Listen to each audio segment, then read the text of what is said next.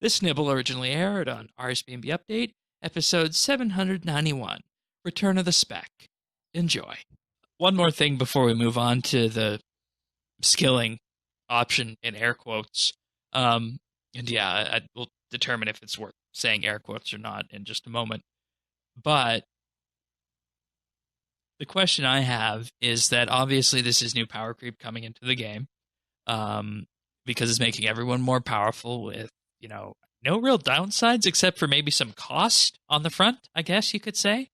Because doesn't seem to be any downsides to this, is there?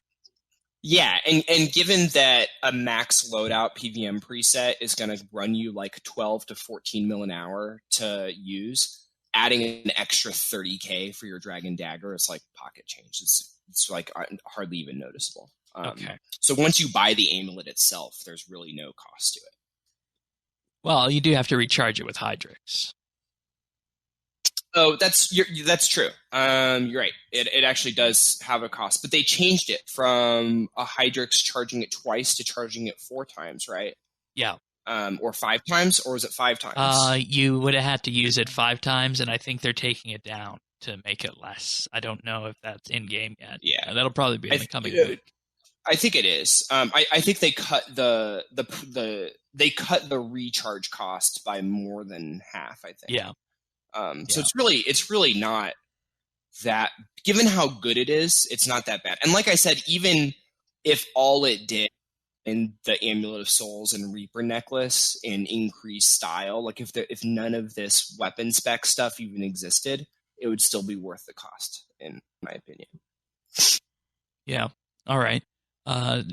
To repair it, the amulet can be repaired by 50% using 1 dust. So you only need to use 2 dust to repair it to 100%.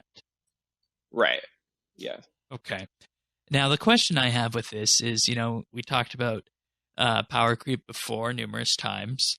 Can the game sustain this? Because it seems like what the goal is with this, like Tan, as you were saying, it's to make somebody like you, after this comes down a bit in price, be able to take something like this and go do a Raxor easier than you could before.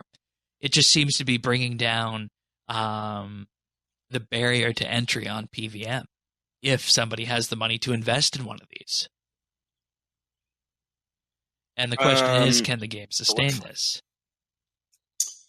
Yeah, I mean, this is par for the course for their approach to PVM the last couple of years, which has been no new content that increases difficulty. The last time we got a boss where you could reasonably say it was a difficulty increase was Solak. And I think they said that's as high as they'd likely go. Right, Solak, and then Telos 1000 in Rage is what they've said. And they've said that a bunch of times, was 1K in Rage Telos was what they imagined the most difficult thing to do. And I don't know if you've noticed, but a lot of people have 4K in Rage now, like a ton. Like if you go to World 48 Use, there's always like 10 people with 4K in Rage. Yeah, and I mean, I've seen those fly by before, but I guess what I'm getting at here is, where do we go next with this? I mean, are we going to have to eventually at some point in maybe 3 years or so, bring down the power of everything in game, or what's going to happen?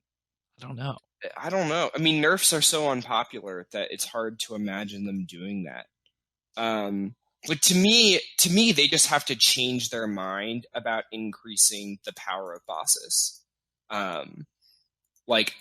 It really, they haven't increased the difficulty of PVM in 4.5 years. Yet every few months we get a new item that is a significant power boost. Well, just look what archaeology and it's becoming yeah, exactly.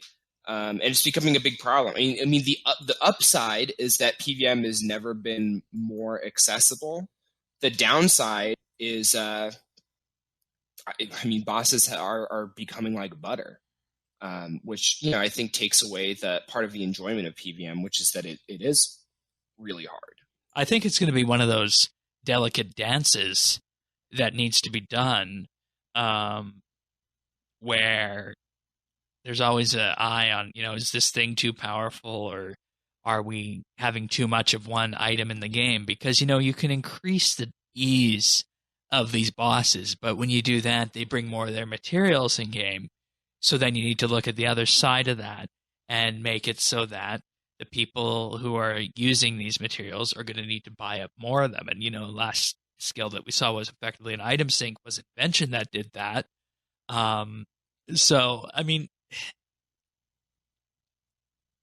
it makes PVM easier, yes, but it puts them, and I don't know, you tell me if you agree with this, it seems to put them in a position where they're always going to need to look at the economy and see, you know, do we have too much of this in game? Do we need to make an update that sucks this out?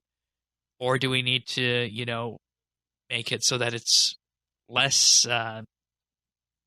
easy to get that item? Which, I mean, if it's an item that comes into game through PVM, that's not happening anymore, right?